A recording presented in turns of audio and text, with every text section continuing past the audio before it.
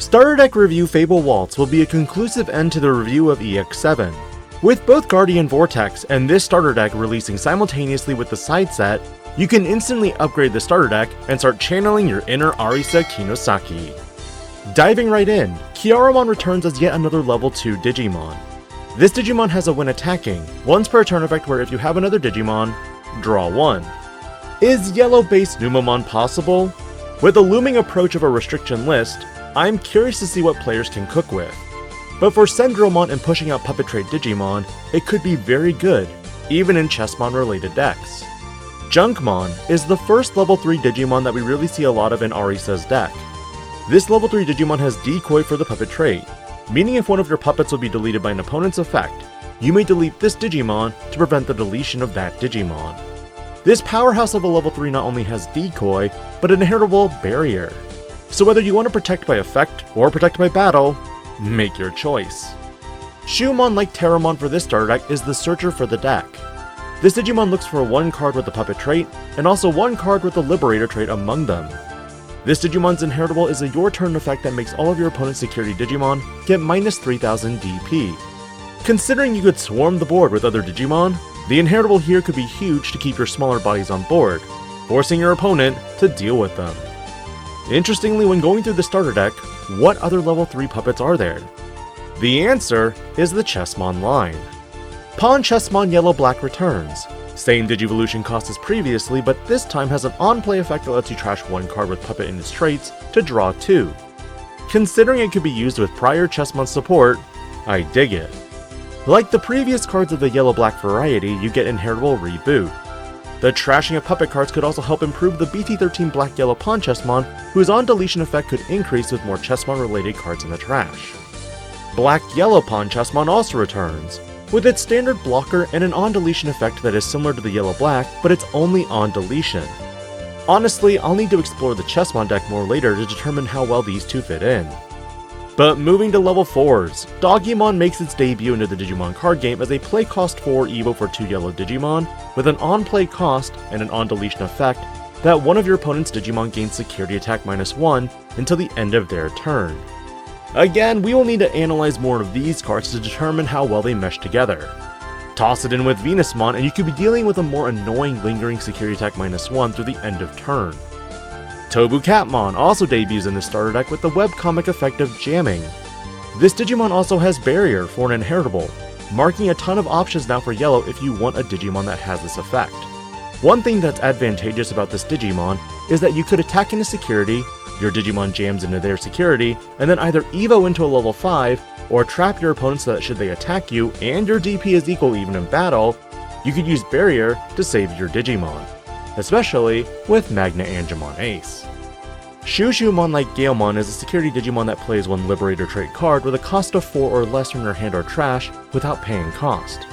Because of this, you could play a Shoemon to search, or even set up Arisa Kinosaki for a follow-up play. This Digimon also has Overclock Puppet, meaning at the end of your turn by deleting one of your tokens, or other Digimon with the Puppet trait, this Digimon attacks a player without suspending. And like Shoemon, the same inheritable. Pandamon also debuts in this starter deck, as a simple Digimon with blocker and an on-deletion that plays one level 3 Digimon card with the Puppet trait from your hand without paying cost. Sadly, I still think Warumonzaemon and Monzaemons in general have better effects. Extyrannomon is another interesting level 5 Digimon that makes another appearance. This time digivolving for 4 from a green or yellow Digimon, or specifically a level 4 Digimon with Tyrannomon or Raremon in its name for a cost of 3. You can do some really strange color crosses now with this Digimon, and even then, surprisingly, you can digicross into this Digimon for a cost of 4, with Tyrannomon or Raremon with a level 4 Puppet Trait Digimon. This Digimon has Armor Purge, and interestingly, the Barrier inheritable.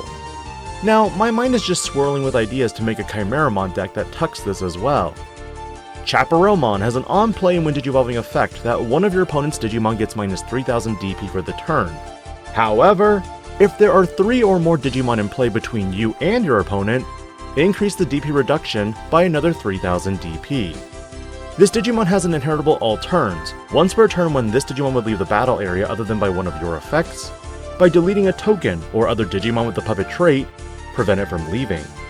This is the same inheritable as the EX7 variant. meaning if you want this effect, you've got two options now. Cendrillmon also has her first starter deck printing with the same overclock effect as her prior forms and blocker. When digivolving, you may play two familiar tokens which are yellow and have 3000 DP.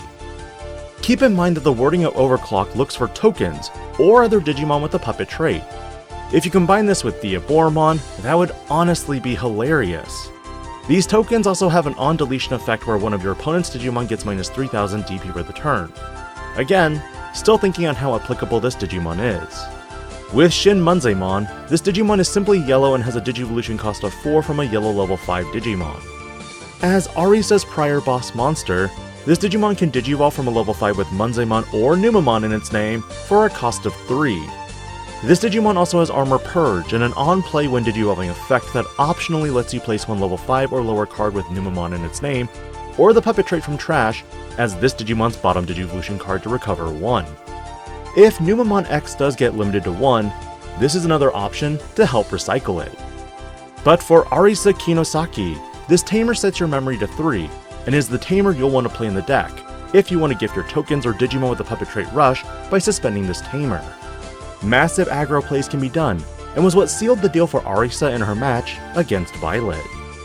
And lastly, the option card Noble Family Arts is a 5-cost option, where main, one of your opponent's Digimon gets minus 6000 DP for the turn. If there are 3 or more Digimon, increase the DP reduction by another 6000 DP. In regards to removal options, both starters have okay removal, but it's outclassed by a lot of other removal that's already in the game. For anything that would typically pass turn, I would love for it to guarantee removal of a big body. In reviewing over decks from DigimonMeta.com for Cendrillmon, surprisingly the ratios for this deck are much different and do not go with the typical norms that we saw with Zephyrgamon. Instead, it leans more into a high-low end with a lower top end. For the recommended upgrades, again, you'll want to pick up the promos of Shoemon and shoeshoemon at the bare minimum. Similarly, the promo Arisa isn't absolutely needed, but it's also based on player preference, as this tamer can help you play Shoemon from hand without paying cost. And with the specific Arisa, you could give that Digimon Rush, or have a body to float for the overclock at end of turn. Kyaromon from the starter deck would likely be my recommendation, mainly because you'll usually have tokens or other Digimon in play to get that effect. Drawing will be extremely important for this deck in order for you to have resources, as sometimes you may be playing Digimon by effects, which means no additional draws. Looking again at a lot of the lists, all decks ran a full line of shoemons and 2 copies of junkmon. Starting with junkmon, this Digimon from the starter deck provides you that decoy and inheritable barrier. With shoemons, you have potential lock from your opponent attacking you for game, and an inheritable reducing your opponent's Digimon's DP. You have a searcher, and of course you have a variant that helps with reducing Digivolution costs. Like always, if you can't get your hands on shoemon promos, if you don't want to pay the extra Digivolution cost for pawn chessmons, you could max out junkmons and then toss in 2 yellow toy agumons from BT9 or BT11. With shoeshoemon, the ratios are identical to the Zephyrgamon deck in that you run 4 of the promos for the jamming factor, 1 for playing your Arisas whether you have 1 or no tamers in play, and of course 2 copies of the security one. While it is the weakest, it does keep you in the theme for consistency and searching. Some lists ran as low as 8 level 4s, opting to not even run the security variant.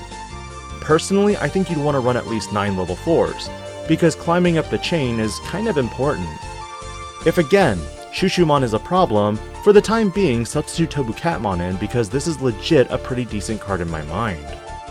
With level 5s and the fact that the deck is all yellow, you could get away with at minimum 6 level 5s.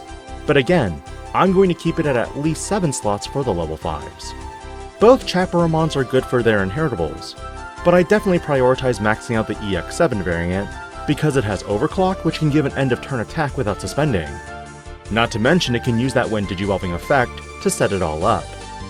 With level 6s, you probably won't be running just Cendrillmons, but if you do, my recommendation leans more with the EX7 variant because it's the start of main phase and when digivolving, spawning you a familiar. Like EX6 Diaboromon, spawning a token each turn is pretty crucial for their respective decks, and this is no exception. The starter deck Cendrillmon is okay and they can give you blocker, but it only spawns the familiar tokens 1 time. Could you run it? Absolutely. But there are better options in the form of Cherubimon Ace. Because of this Digimon, you could alliance with your lower level Digimon, and even delete your opponent's Digimon via DP reduction. Level 7 wise, the only option I'd recommend here is the Shinmonzaemon burst mode. Because you run so many tamers, it's actually a neat little trick in a lot of the decks online. For options, my recommendation is of course to go at minimum 3 physical trainings. Without yellow scrambles, these will help you draw your consistency pieces and even reduce Digivolution costs. For other options you could run yellow memory boost for additional searches and floating memory in the following turns. Because you do swarm the board, meme option cards you could run could be Spiral Masquerade. But if you're not a fan of these types of options which are body dependent, Wyvern's Breath could also be used as well. A majority of the decks ran Wonderstop, but for me, I'm not a fan of the card. And lastly, Arisas are here to help give your Digimon rush, and of course playing more level 3 Digimon with the puppet trait when another puppet Digimon or token is deleted. Pretty simple and sweet. Out of all the colors in the Digimon card game, I'd say yellow is probably my least played color. I hope this video helps outline some of the cards that are coming for EX7 with Arisa, and that this upgrade discussion is only a recommended schematic based on research with zero testing. What are your thoughts on Cendrillmon, and are you going to keep it as pure as possible to Arisa herself? Or are you going to mix it up with other options I did not even mention in this video, like Etemon, or something else? Let me know as this week resumes with normal content. This DIGI-PANDA, logging out.